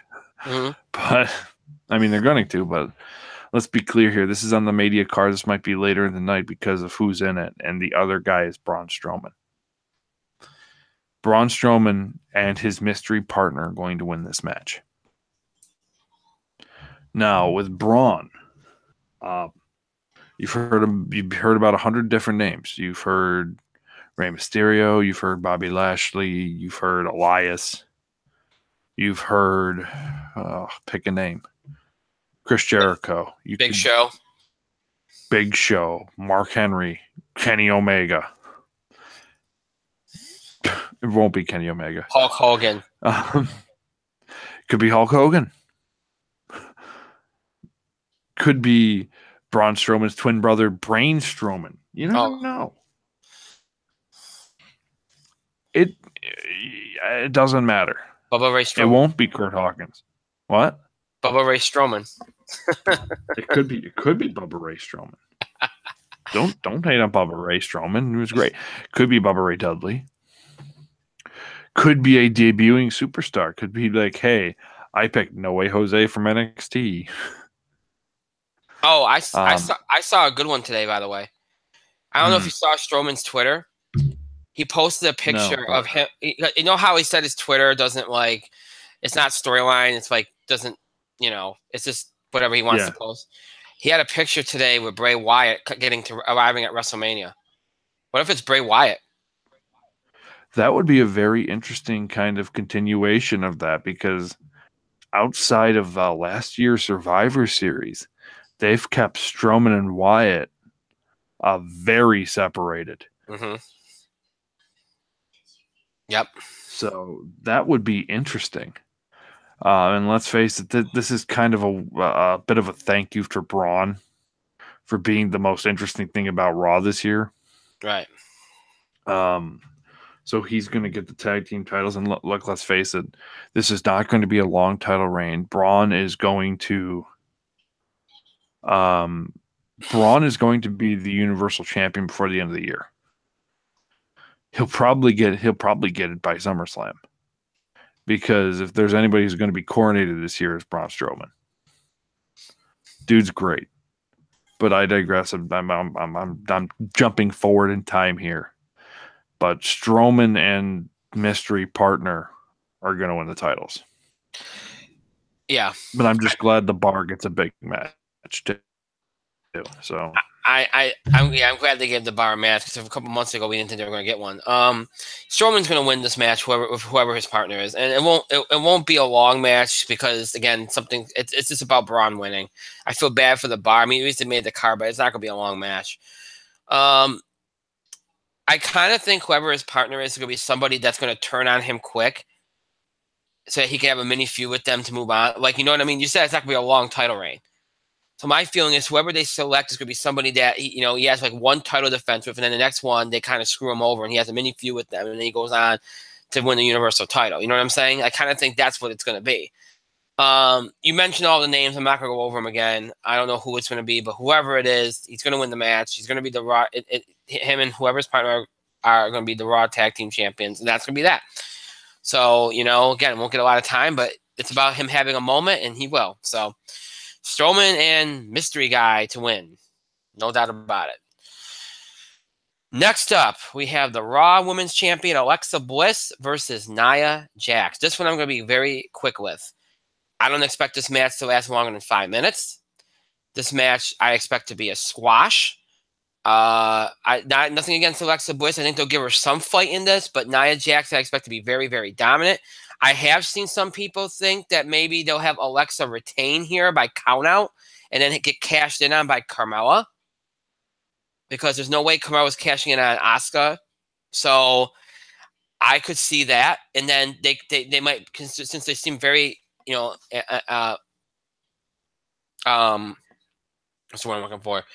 Invested in building Nia Jax as a rootable face. Maybe they build her up in a chase a little bit longer by having her moment stolen by Carmella, or whatever the case may be. I could see that too. Either Nia Jax wins this thing quickly and dominantly, or Alexa somehow or Alexa somehow retains by like count out or something, gets cashed in on by Carmella, something along those lines. I could see happening. One thing's for sure, I don't expect Alexa Bliss to walk out of New Orleans with the Raw Women's Championship. Mike? 95% chance of Nia Jax winning, 5% chance of Carmella doing something, and then a 0% chance of Alexa Bliss actually retaining the title and walking out of WrestleMania as champion. But yeah, real quick, Nia Jax is going to win. More per moment. But I think the unsurprising thing here is going to be Carmella's probably going to end up on Raw. So yeah, I think that has to happen. Either she'll cash in and the SmackDown match and lose, or she just takes the case to Raw, which is the more likely scenario. Right. Okay, and now we have SmackDown Women's Champion Charlotte Flair versus Asuka. This match probably figures to be even later than like I'm putting it right now, but I'm just kind of going up and down the list here, so don't read too much. I try to go according to what I think the match order could be close to, but yeah. So SmackDown Women's Champion Charlotte Flair versus Royal Rumble Champion Asuka. Mike? Oh, I get this one too? You shouldn't have. You're welcome. You totally should have. You totally should have. This match could be a dark horse of being the WrestleMania main event. It's a dark horse candidate. Let me just say that. You kind of got a bit of a tease tonight. And from that tease, look, I criticized them like having the match or having Asuka and Charlotte do the mixed match challenge, but I think you needed something to build that up. And you got a tease, you got the taste. And they might have a couple of kinks to work out, but it's there. This might be one of the dark horse main event candidates.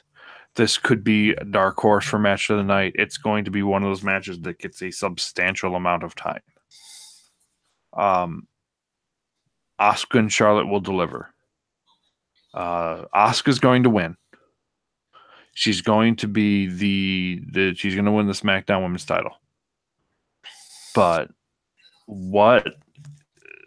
there's a lot to look forward here too. There's a lot to look forward to here. Asuka's going to win, but it's going to be It's going to be probably the biggest women's match. This is going to be the biggest women's match of the last 10 years.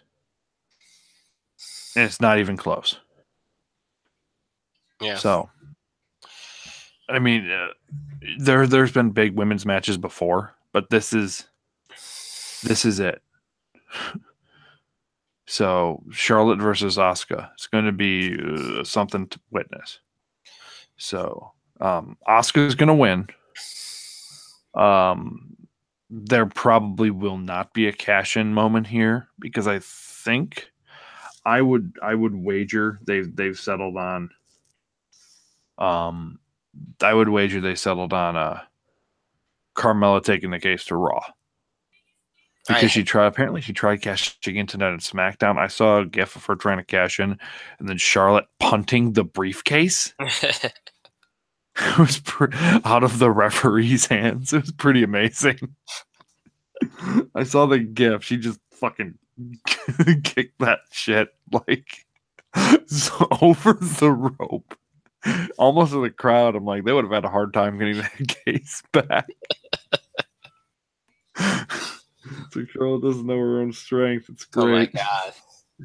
But I digress. Asuka's going to win. It's going to be a very, very good match, and it could be your main event. Who knows?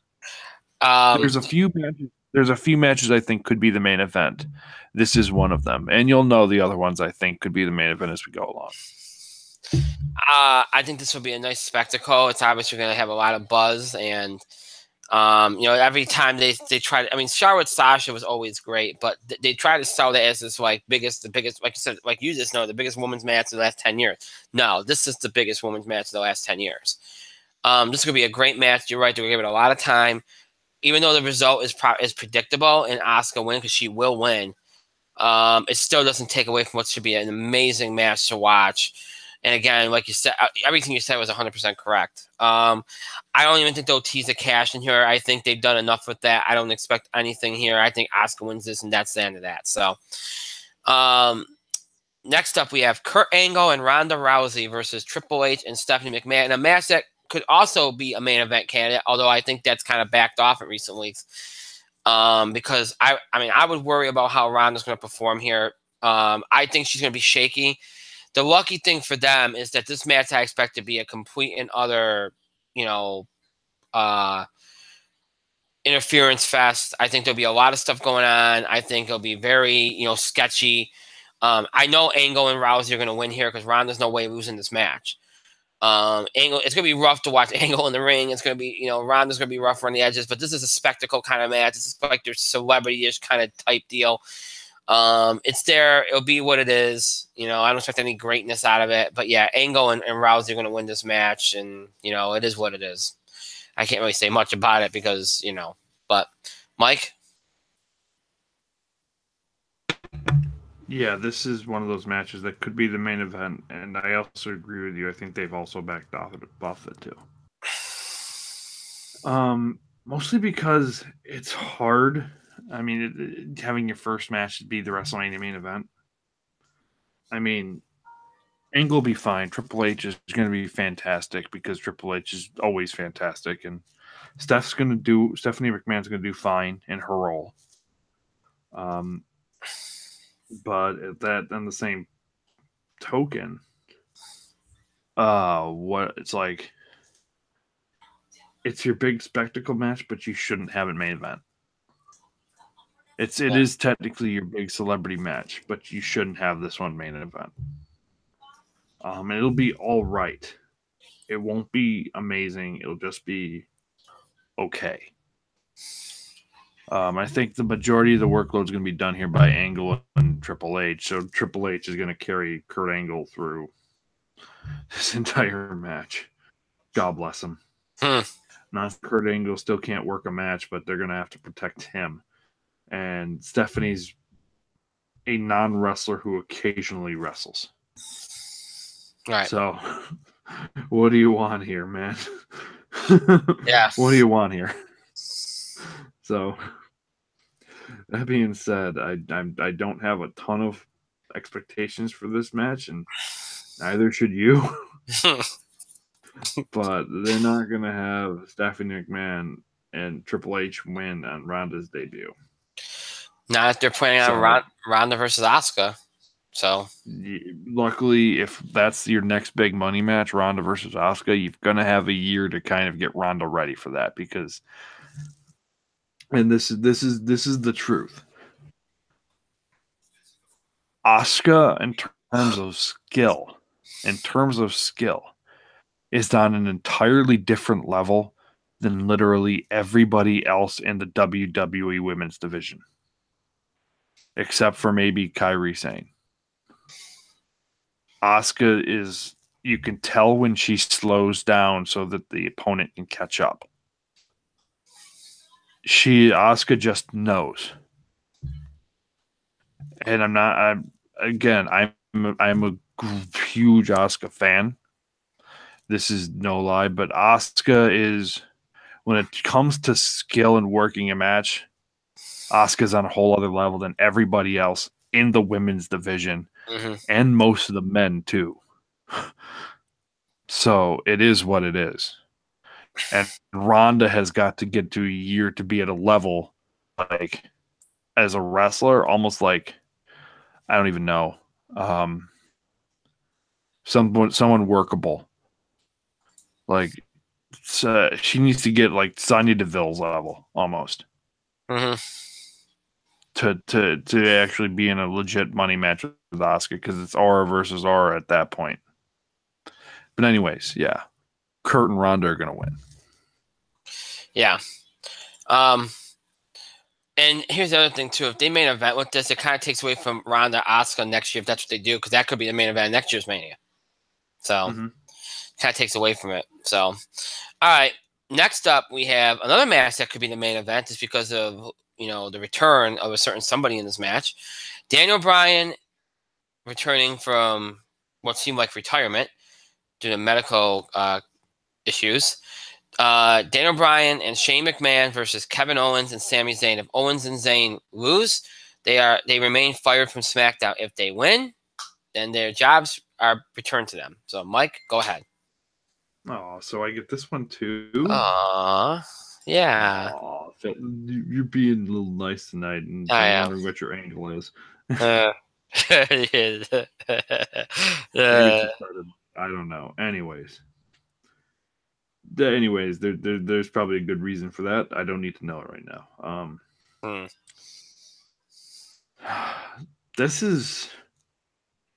This kind of is one of those 50-50 matches. Like, it's hard to predict the finish because on one hand, it's set up in a few different ways. Because you could take this match in so many different ways, and yes, this is a match that could main event the show because of Daniel Bryan. And if it main events the show, then the outcome is really clear. You could take this match in a few different ways. You could have Owens and Zayn kind of win so that their jobs are just saved. But if that outcome happens, this will be earlier in the night. You could have Daniel Bryan betray Shane McMahon. And Shane stepped away as commissioner, so he can't do anything about it. And Daniel Bryan reveals himself to be on the side of Owens and Zayn all along. And then Shane just literally, Shane just gets what's coming to him because dude fucking deserves it. This storyline, you've tried to paint Shane McMahon as the face. Let's be honest here. He is not the face. Shane McMahon's been the biggest dick in this storyline. And Daniel Bryan would side with Owens and Zayn, kind of returning them to the roster. That's kind of a gigantic double cross. And in the end, with this outcome, Daniel Bryan wins too. You could have Shane. This is the least likely outcome. You could have Shane McMahon turn on Daniel Bryan and side with Owens and Zayn. I've seen that one kicked around a little bit. And have Owens and Zayn kind of win, and then Daniel Bryan has to go after the evil Kevin Owens and Sami Zayn that sets up Daniel and Shane McMahon. And it kind of sets up Daniel Bryan's next 6 to 8 months of wrestling. Or, which I think is the most likely outcome, and this pains me to say, Daniel Bryan and Shane McMahon just win. Mm-hmm. Sami eats the pin. And then, because apparently you hear that Owens and Zayn need some time off, especially Owens. They need some time off. Because if in that case, when they come back, there's going to be a huge... I hear there might be a huge angle for those two down the road. If they come back, and I figured they'd come back either on SmackDown or Raw. Obviously, there's two choices. But I feel like this angle works best on SmackDown, especially if Daniel Bryan and Shane are still going to be there. They're going to have that kind of feud right there. And I feel like that pathway would be very interesting to have Owens and Zayn return, saying they got re-signed by the new SmackDown GM brother.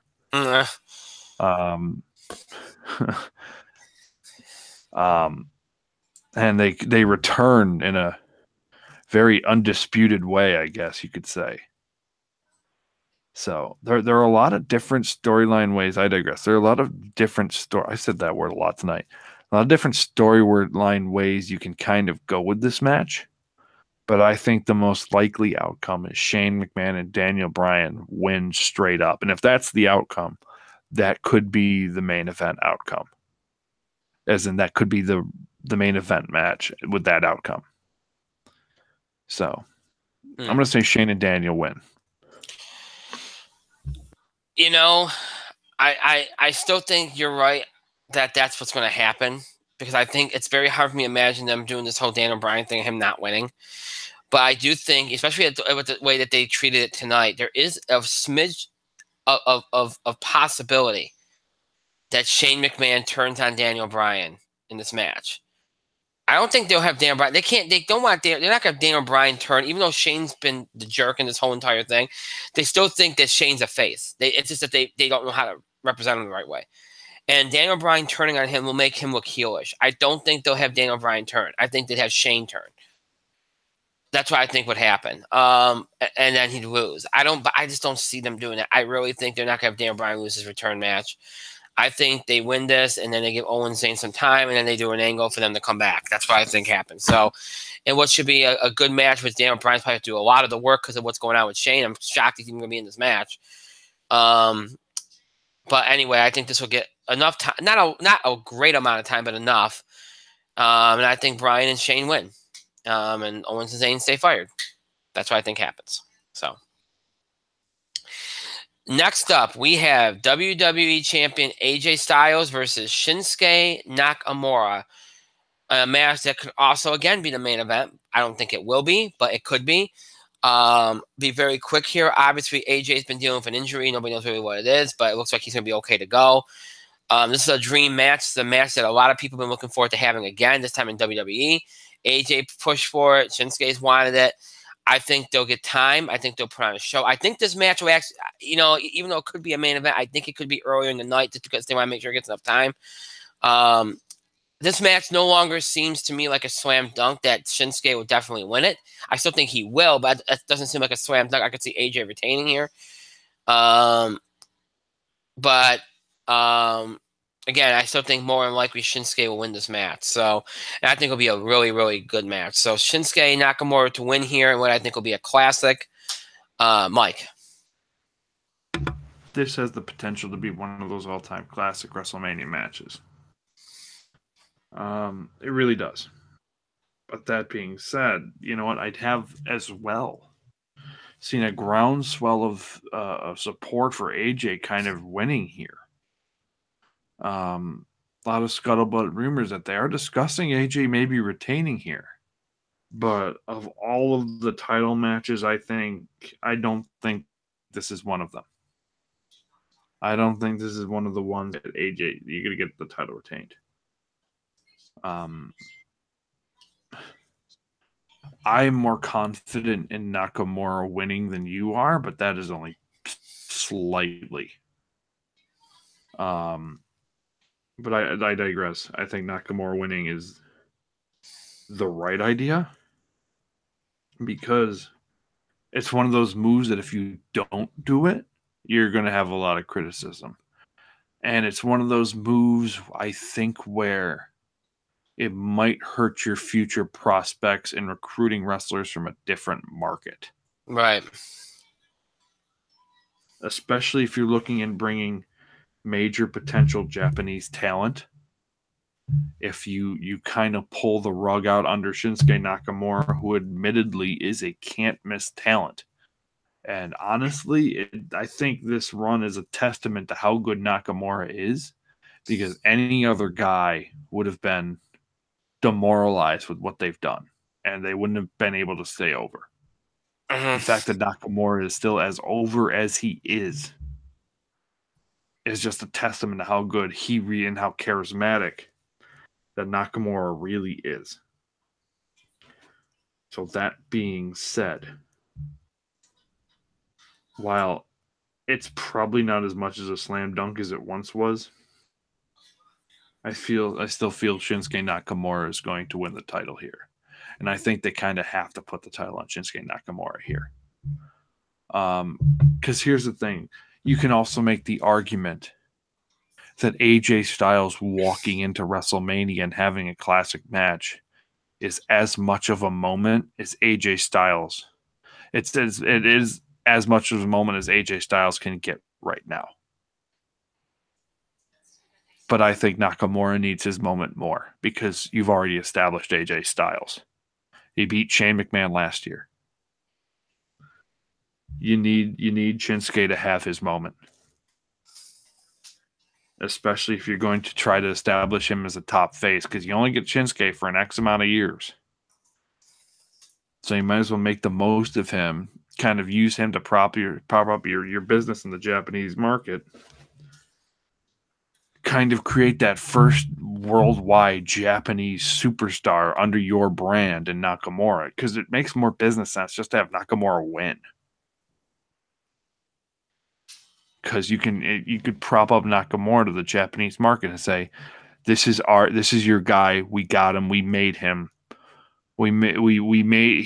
He was a success story here. So you might want to bring it. So that might be a good idea to bring in guys like, I don't know, some Japanese wrestlers that could have some interest in WWE. Like, I don't know. Let's say maybe Kazuchika Okada. Or maybe somebody like Kenny Omega. Guys that might be cautiously watching how they use Shinsuke Nakamura in the American market. So I'm going to say Shinsuke Nakamura wins the WWE title here, and the match is going to be fantastic and could main event. And I think this could be one of those most likely candidates, the main event, if not for another match. But yeah, Nakamura is going to win the WWE title here, and it's the only answer, really.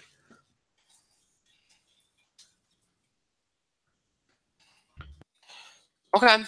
And now I'm not going to mention Cena Taker for right now. We'll mention it after this match. And finally, we have the match that looks like it's going to be the main event because I smell a swerve.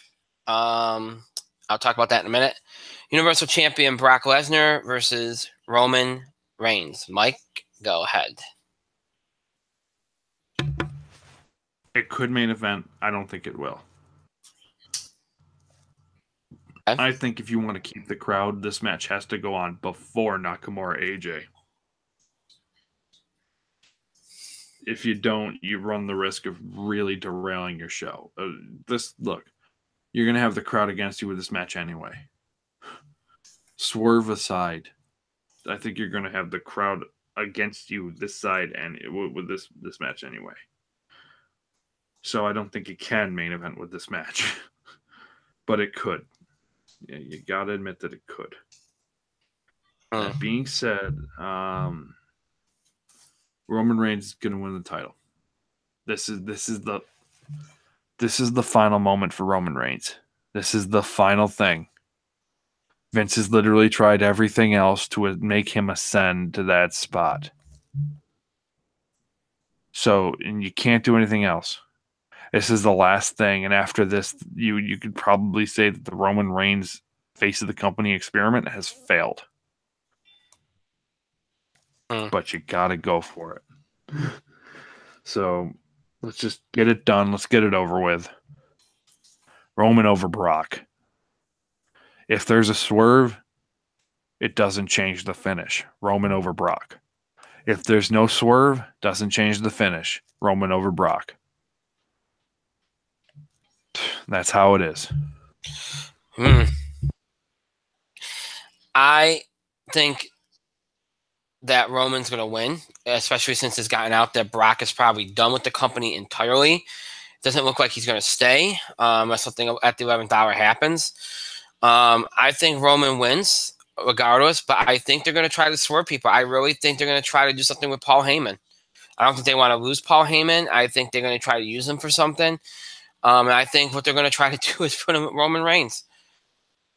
I really think they might try that on Sunday. I'm not guaranteeing it. All I'm guaranteeing is that Roman Reigns is going to win, and it's going to be, and they're going to finally coronate him, and it's going to move on. Thank God they're going to, because it has to just be done at this point. And look, I think this would be a cool match. Look, for all the crap we give Roman Reigns, that WrestleMania 31 match was actually pretty cool. Even before Rollins came out, I thought they did a good job of it. We were all annoyed at the time because we hated what was going on with Roman Reigns. But it was a good match, and I think they'll do something similar here, but there'll be more theatrics at the end. I even was telling telling Mike off the air last night, I thought that maybe they might run something with the roster, maybe trying to interfere or something to kind of push Brock Lesnar out.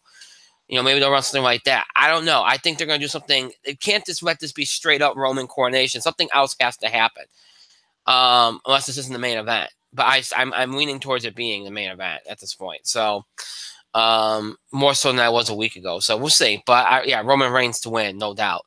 All right, now really quickly, we're going to try to do. We got next 3 minutes. We're going to try to deal with the Cena Undertaker thing and do maybe 2 questions so I can say we did it because we don't have a lot of time. The Cena Undertaker thing. Clearly, Undertaker hasn't shown up.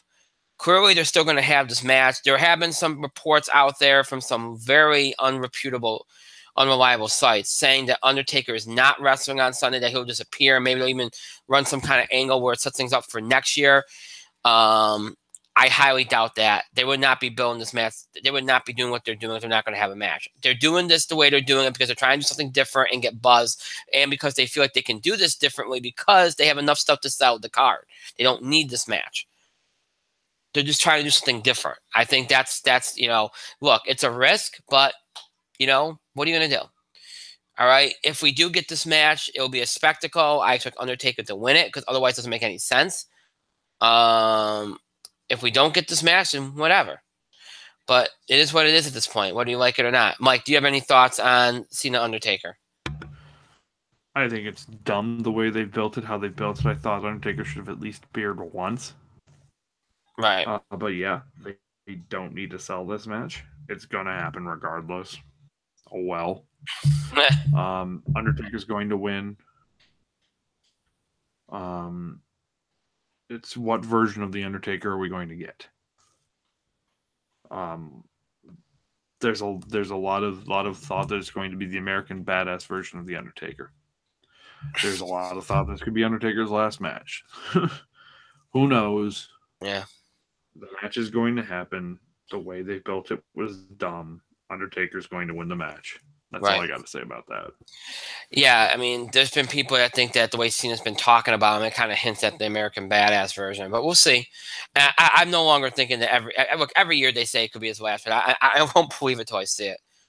But yeah. Now, like I said, I want to try to do 2 questions. I'm going to lump them together so we can say I thought we'd have more time, but there's too many matches at WrestleMania. What can you do? So I saw 2 questions appear over the course of the last hour that I thought were really good questions. One, there seems to be a lot of multi-guy matches on the card for WrestleMania. I know that WWE's been doing a lot of multiple guy matches, both on TV plus on pay-per-views to try to help get more guys on the card and also keep guys from being to limit workloads on guys and limit injury. Do you think this diminishes WrestleMania in any way, having this many fatal 4-way triple threats and multiple guy matches, or do you think it helps in that it gets more people on the card? So that's the first question. Mike, you can All answer right, that. real quick. We're going to answer this one really, really quickly. This has been a Vince McMahon thing for a very, very long time. When WrestleMania is this is common knowledge. WrestleMania is the biggest payday of the year for the boys, and I'm including the girls on this too.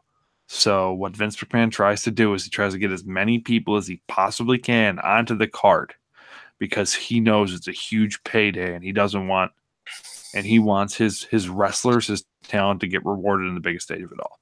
Right. It's been this way since WrestleMania 1, and it's going to continue to be this way down the road. So, yes, there's been a lot of multi-man matches. And there's been a lot of multi-man matches, and I think because of the build-up, because you kind of some of these matches that you've had are predictable, so they kind of wanted to have that element of unpredictability in them. But the fact that we got so many multi-guy matches and battle royals on the cards because it's the biggest payday of the year. And Vince has always wanted his guys and his women to get rewarded financially for their efforts. And also, it's the biggest moment of the year for a professional wrestler in the WWE. Right. And he wants as many of them to get their moment, too. So, it's how it is. It's how it's going to be. Right. And I 100% agree. And look, there is a way that with all the talent that they have now and everything, and the network they can, and everything, this is the way they're going to do it. Just get as many people on the card as possible, and that's what they're going to do. It's not like before when they were content to leave some people off the card. It's just the way it is. I don't think it waters it down as long as every match has a purpose and a meaning. If it's just a bunch of thrown together matches, then it does. Now, usually we get a lot of questions. Mike knows this every year when we do WrestleMania, and that, what match are you looking forward to? What match can steal the show? Blah, blah, blah, blah, blah. And I think we kind of talked about that throughout the night, like as far as matches that could steal the show, matches we're looking forward to, that kind of thing. So I'm not going to belabor that. We do that every year. So I wanted to end on something that had less to do with WrestleMania, more to do with Monday night, because that's sometimes even arguably better than WrestleMania, is the night after WrestleMania on Raw, because oftentimes might build to next year's Mania. Sometimes we get big surprises, big returns, so let me throw this question out there, and this will be the last thing we do. What surprises do you think are in store for Monday night's Raw and SmackDown, if you want to throw it out there, because that wasn't added, but SmackDown could have some surprises too. There's going to be a couple of big debuts. Somebody's going to be brought up from NXT. I don't know who it could be, though. There's a thought that it could be Aleister Black. It also depends on if Drew McIntyre is ready. Right. I think you're going to get a couple of return. You might get a legend, or you might get a return from outside the company. Couple names you could throw out there include Montel Vontavious Porter. You could get Rey Mysterio. But or probably Bobby Lashley be a big one. I don't know about a big one. Let me take that back. It's probably not a big one, but it's a debut. Right. So it's hard to say, but I think you're going to get some debuts from NXT and outside the company. They're going to, I don't know about big angles, but you're going to see the Romans' next opponent come up, and I think you're going to see Paul Heyman partner with Ronda Rousey. Yeah, I think that's the big thing that happens on one of the big things that happens on Ronda Rousey. There'll be some big angles, but I don't think there's going to be too much in the way of shaking up as far as the roster, because I think they're going to have a superstar shakeup probably the week after. Yeah, the superstar shakeup's coming really quickly, but I think you're going to have a debut or two. Right. They'll have some debuts, probably some NXT things. And then I think the big thing will probably be Bobby Lashley probably will show up. Maybe Samoa Joe you'll see show up and attack Roman Reigns. Like I imagine he might be the first, contender. Although addendum, you might see Samoa Joe earlier than Monday. Could be. But I still think they'd run an angle with him Monday night too. And SmackDown, kind of the same thing. Maybe they'll announce a GM, or maybe they'll say there's going to be a new GM, and then the next week they'll get the GM. Stuff like that. they'll have some big moments. I don't know if you see anything earth-shattering like when Brock Lesnar returned to the company or anything like that, but you know, a lot depends on what happens Sunday night, and a lot depends if Brock stays, you know, all that kind of stuff. So, okay. We did it. We got through. I apologize we couldn't get to more questions. This time was not with us tonight. Really quickly, because I mentioned that I would briefly mention this. I didn't mention it earlier with the sports stuff. The Masters should be a great tournament this weekend. You got the potential with Tiger and Phil and Rory and Jordan. I mean, it should be a great tournament. I'm not picking Tiger to win, but I am predicting Tiger to be in competition. I don't know who I'm picking to win. I'm not gonna make a pick, but I am predicting Tiger to be in the mix on Sunday. That I will go with. But it should be a lot of fun. So tune in and check it out. Again, we'll do a baseball preview and NBA playoffs preview because that'll be coming up over the next couple weeks. We'll do more with the college basketball stuff, like the scandal stuff. We'll do more with that in the coming weeks as well. So, you know, but yeah, I think that about covers that. I just want to briefly touch on that at the ending of the show here. So, yeah, but that's it. We got through everything. As always, the show might be over. It doesn't mean that FS stop interacting and contributing to our show. Continue to have your voice heard. Send us your feedback, questions, opinions, reactions on things we talked about. Topic ideas, related to breaking news, related to sports, entertainment, wrestling you want us to cover. Any of these things you can do by email, Facebook, and Twitter. You can email us at itspotlight411@gmail.com. You can also follow us and tweet us at itspotlight411. Remember, hashtag itspotlight411 for anything you tweet regarding the show or anything you tweet directly to us. And, of course, you can find us on Facebook to search for In the Spotlight 411 on Facebook. And then once you find our fan page, make sure that you like it so you can interact with us and more. Again, social media, Facebook and Twitter is what you want to do. Follow us on both so you can have access to information about the show and interact with us. Again, on Twitter, search for us at itspotlight411 and make sure you follow us on Twitter. And on Facebook, search for In the Spotlight 411 and then make sure you follow us on there. 2 ways in which to keep up with the show and look back at classic episodes. You can either stream us anytime on Google Plus and YouTube. Just search In the Spotlight 411 on those sites. And when you do, you'll be taken to our show page on both sites. You can stream any of the episodes we've ever produced for Google Plus and YouTube. That's every episode from October 2010 all the way up to tonight's current episode. This episode is available for you to stream anytime you want. Just head over to Google Plus and YouTube and search for In the Spotlight 411. If streaming's not your thing, maybe you don't like seeing us on screen, or maybe interested in older episodes of the show, if any of that applies to you, check us out on our main host sites, Podbean and iTunes, to search In the Spotlight 411 on both of those sites. And when you do, you'll be taking the show page on both sites where you can access every episode we've ever done. And 8 years we've been doing the show, so every episode from Blog Talk Radio from October 2010 and January 2011, all of our talk show episodes from January 2011, all the way up to mid-October 2015, and of course all of our Google Plus and YouTube episodes from mid-October 2015, all the way up to tonight's current episode, all available in audio format, all transferred to audio format for your convenience, all in order from the most recent date, that being tonight's, all the way to the oldest, way back in October 2010.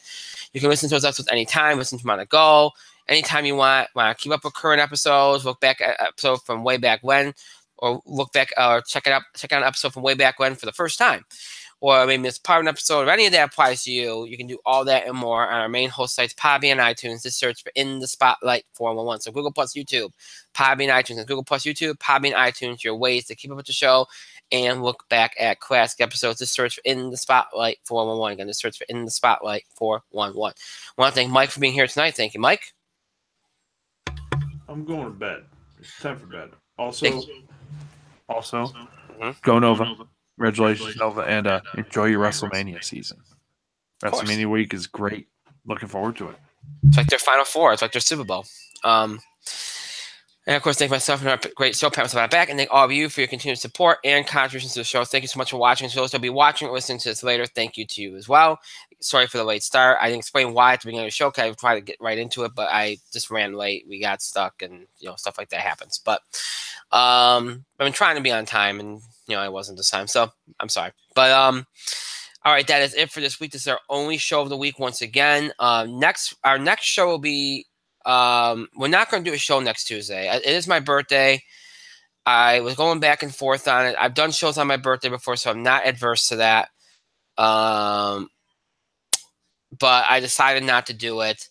So what we're going to do next week, and I want people need to be very cognizant of this because this is a change. We're not going to do a show on Tuesday, but we're also not going to do a show on Thursday. Why? Because I go back to my other job on Thursday, and I'm not sure how late that's going to be and everything else, so I don't want to play games with that. So we're going to do our only show of next week on Wednesday. That's April 11th. 9 o'clock p.m. Eastern Time. That is the only show we're going to do next week, and it's going to be on Wednesday, April 11th, 9 o'clock p.m. Eastern Time here on Google Plus and YouTube. So we'll talk about WrestleMania and the fallout from WrestleMania, fallout from Raw, SmackDown. That's in a way good because we can do SmackDown too. Do all that sports stuff. We'll probably do an NBA playoff preview. I don't know if we'll do baseball if we have some time. We'll do it, but if not, we'll do it the following week. Box office beat, TV highlights, all that good stuff. It'll be a full show, but that will be our next show. So again, no show next Tuesday, April the 10th. That's my birthday. Won't be doing a show that day. No show next Thursday. That's April the 12th. Our only show next week will be on Wednesday, April 11th at 9 o'clock p.m. Eastern Time. Note that, please, because that is a change from our usual Tuesday, Thursday schedule. After when we'll be back to 2 shows, I don't know yet. Probably not through April. We'll probably do that back starting in May, but we'll see.